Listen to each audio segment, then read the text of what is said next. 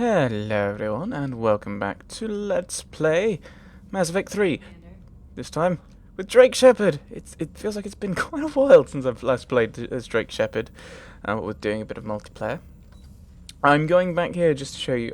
There's a website which I think is part of the BioWare website for Mass Effect 3, where you can improve your readiness by sending fleets out to do things. So now we have a readiness rating of 98%. Oh, we have some things to read. Let's have a look at this, shall we? Asari 6th Fleet. Is this going to be updated? The Library of Ashar contains definitive works by Asari on the art of war. These texts have been distributed as standard training manuals to all Asari recruits. I should probably actually look through the codices. I think we'll do... I haven't actually looked at the codices in a long time. There's probably a load of unread ones. I should probably have a look. Let's have a look, shall we? Codex. Oh, it doesn't look like there's going to be. Doesn't look like there's going to be a huge number.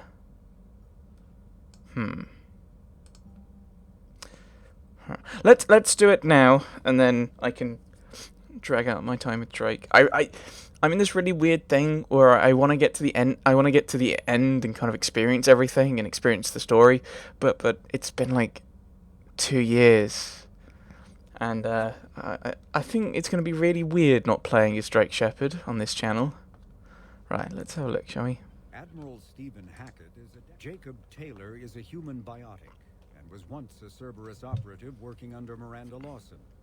Born in 2157, he began his career as a Systems Alliance Marine and served as a member of the Corsairs, an arm's-length program for operatives working outside of Alliance jurisdiction. Taylor survived the Geth attack on Eden Prime, but left the Alliance afterwards because of what he perceived as unresponsiveness in the face of aggression. While working for Cerberus, Taylor thwarted a plot by Batarian terrorists to unleash a bioweapon on the Citadel. Soon after, he was assigned to Project Lazarus, the Cerberus effort to reconstruct Commander Shepard and the Normandy stealth frigate. Following the project's completion, Taylor accompanied Shepard through the Omega-4 relay to destroy the Collectors. He survived that mission and has since left Cerberus, although his current whereabouts and affiliations are unknown. Okay, so if I've taken Ashley here instead of the people I actually took, then he might have had a bit more dialogue about Eden Prime, because they were both there and survived the Geth attack. Although I'd originally thought that Ashley was the only one that survived. Well, the only person we met, obviously. Thessia. The Asari homeworld, Thessia, is the core of the largest economy in the Milky Way. The planet's reserves of Element Zero are so vast that they affect its price galaxy-wide. Because life on Thessia evolved in an Ezo-rich environment, the world is home to a wealth of both biotically active and Ezo-resistant species. Travel to the planet is strictly controlled, but smuggling remains an issue. Thessia is host to varying republics instead of a single government, and although each maintains a formidable military, it is notable for having long been free of internal or external wars. The Asari are renowned for their cultural and political dominance, and they excel in ambassadorial ventures. They have a strong presence in Citadel politics and galactic policy. However, it is the unfocused political structure of their homeworld that has left the Thessians unprepared for the current conflict. It's notable for having long been free of internal or external wars. Doubtful. Right, Reapers. What do we have?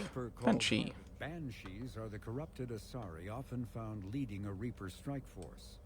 The Reapers create them specifically from Asari with active or latent predispositions to becoming Ardot Yakshi, a rare neurological condition that enhances the Asari's biotic power while causing the immediate death of anyone she mates with.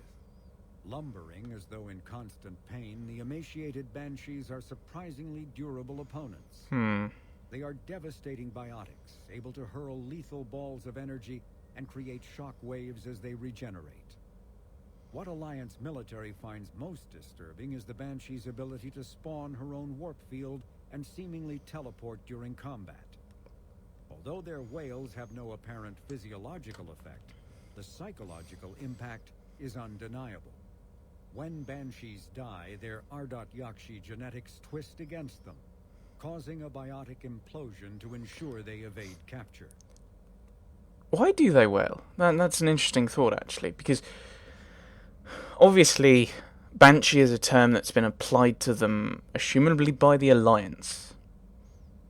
Well, maybe the crew of the Normandy thinking about, well, I don't know. But obviously it's been a name given to them, assumably from the Alliance, because of the kind of Irish mythos. I think Banshees are Irish. I think they're Irish. Which is the wailing of a Banshee is it kind of means that there's going to be a death in the household if the house hears it or something. Something along those lines. So in that case, the psychological impact for humanity makes sense, but there's got to be maybe there's some Asari mythos to do with Banshee type things that this is kind of appealing to. Or maybe they just know that it affects humans. I don't know. The Reaper, before the introduction of the M560 Hydra, missile launchers either focused on bringing down a single armored target or simultaneously neutralizing multiple unarmored opponents. With the Hydra, a soldier no longer needs to choose between the two. The Hydra releases a barrage of miniature missiles, each guided by an independent homing system that seeks out exposed enemies.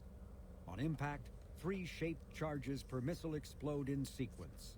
The first overloads the target's kinetic barriers before the second destroys its armor, clearing a path for the third warhead to detonate inside the target. Ouch. Sounds painful. Right. Now the secondary ones, so ones I'm reading. Right. Sorry, the Ardot Yakshi. Ardot Yakshi, Demon of the Night Winds. Which I think is similar to Banshee, isn't it? Oh, I can't remember. I'm sure Banshee is something in Gaelic. I haven't the foggiest what. And I assume Irish Gaelic, rather than Scots Gaelic. Right.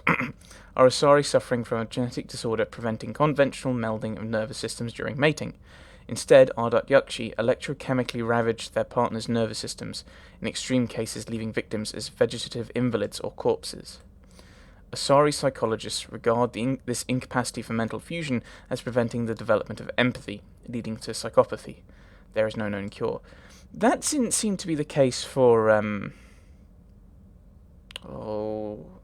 name escapes me. Samara's daughter, not Morinth, but the one that's still alive. I don't know. The disorder generally begins in infancy, reaching full pathology during maiden adolescent sexual development. While seductive and sexually driven as other Asari, Ardot Yakshi are congenitally sterile. Ancient Asari mythology held Ardot Yakshi as gods of destruction, depicting them as villains of countless legends, and as the anti-heroes of numerous Asari epics.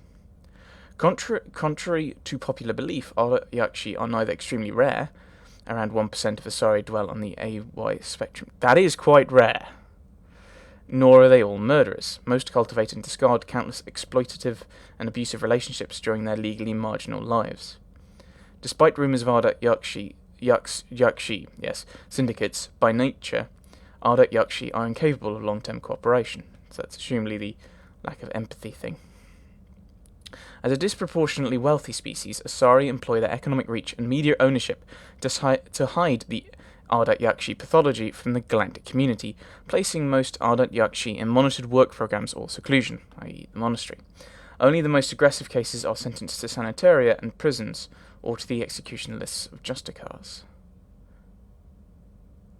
Okay. But, I mean, Samara's 2 children that we saw didn't seem to be particularly aggressive. It depends what they mean, of course, by the more aggressive cases. Because they did say... I'm intrigued as to... so it's in extreme cases leaving victims as vegetative invalids or corpses. So what are less extreme cases like? Obviously that can still be harnessed and empowered that kind of that power, the Reapers can improve that, inverted commas. But I don't know. Omega reclaimed. Omega secrets. Oh, the Adjutant. The Adjutant is the Cerberus codename for the experimental subjects created at a secret facility beyond the Omega-4 relay. The creatures are based on Reaper technology, and the Adjutants encountered on Omega have the ability to infect... Or is it Omega? Don't think it really matters. Have the ability to infect any life form to create a new Adjutant. Adjutants are deadly pack hunters. They initially remain hidden, observing potential victims and distracting them with subtle whispers. When they select a target, Adjutants ambush them with charged projectiles that create a violently unstable mass effect field that causes severe disorientation and renders the target helpless. Enhanced muscle tissue gives Adjutants the ability to leap surprising distances, allowing them to close in and infect their target quickly. The baseline form of the being does not match any known species. Xenobiologists suspect that Reapers may have originally created and implemented the virus several cycles before the Prothean extinction, and then it still carries genetic traces of its original host. If this is true, then, like the Collectors, Adjutants are a glimpse into the distant past as a species whose very existence, and struggle against the Reapers, has long been forgotten. Turing Cabals. The Cabals are an elite biotic Turian unit whose dictum is, "The intangible is unstoppable." As Turian biotics are relatively rare, with biotic abilities manifesting in only a small percentage of element 0 exposed Turians, Cabals tend to be small and only comprised of 10 or 15 individuals, led by a commanding officer called a Cabalim. A Turian Cabal is often deployed covertly as shock troops or saboteurs, or they're sent on long reconnaissance missions for the hierarchy. In addition to advanced biotic training, all Cabal soldiers are highly skilled in small arms explosive infiltration tactics and piloting.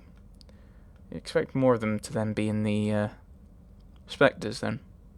I assume Saren was one of the Cabals before it was in one of these Cabal things. Because I think didn't he have a degree of biotic ability? Or am I misremembering? Of course, that could have been something Sovereign gave him. Right. Centuries ago, during the Unification Wars, military black ops would recruit Turian biotics as infiltrators, planting them anonymously in the regular infantry as observers or using them as assassins. This historical practice has left a cultural bias against biotic soldiers among the Turian rank and file. As a result, the Turian hierarchy prefers to keep its cabals isolated from other branches of the military, citing safety and unit cohesion concerns. Even Turians whose biotic abilities are not combat proficient, are segregated into cabals, often forcing them to cut short their promising careers in order to serve as a medic or maintenance officer. However, Cabal soldiers are professionals. Those who do not adapt are quickly weeded out, resulting in strongly unified teams of experienced, deadly biotic warriors who see their isolation as a necessary sacrifice to protect the hierarchy. I hope that the medics aren't deadly. The war with the Reapers means that the Turian hierarchy no longer has the luxury of keeping such powerful assets in reserve. Many Cabals have been recalled to Palaven, while the most experienced have been dispatched to the front lines for surgical strikes on Reaper strongholds, or to provide support for regular infantry. Planets? Ontarom. 16 years ago, the Systems Alliance established the first dish field on Ontarom, defying the tidal disruptions and electrical storms that periodically sweep across the planet. The facility has since grown into a crucial communications hub for the Alliance. Trade between the Alliance base and nearby human settlements sustains planetary unity. The Alliance also trains and hires colonists to maintain the quantum communicators, further strengthening the bond between locals and the military forces that use the comm station. So, weren't the quantum communicators what we were using with the Elusive Man? Because weren't they really expensive and really rare? Or are there other kinds of quantum communicators? Is that what? Because I don't think that's what the convoys are. Although most of the communication relays serve the military, a coalition of Ontarom's businesses has begun construction on a civilian broadcast hub. The local Alliance commander has offered the help of the military's technical experts, making Ontarom a symbol of civilian and military cooperation. The Darkness... No, I'll do the Reaper War one, because we did Omega last time, I think. The Fall of Thessia. The assault on Thessia did not go as smoothly as the Reaper's strikes against other races.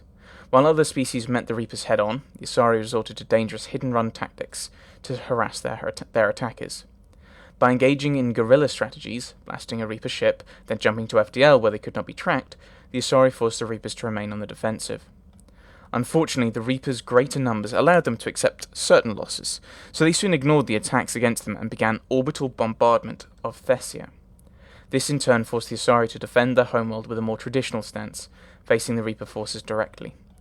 As soon as the Reapers landed on Thessia, the harvesting began. A swift and brutal slaughter of the Asari ground forces followed. Resistance from trained biotics barely slowed the attackers down. In the end, Thessia's minimal military forces, combined with unpreparedness in the face of an overwhelming enemy, resulted in the fall of the planet. The Leviathan, which is a non-council race to the surprise of no one.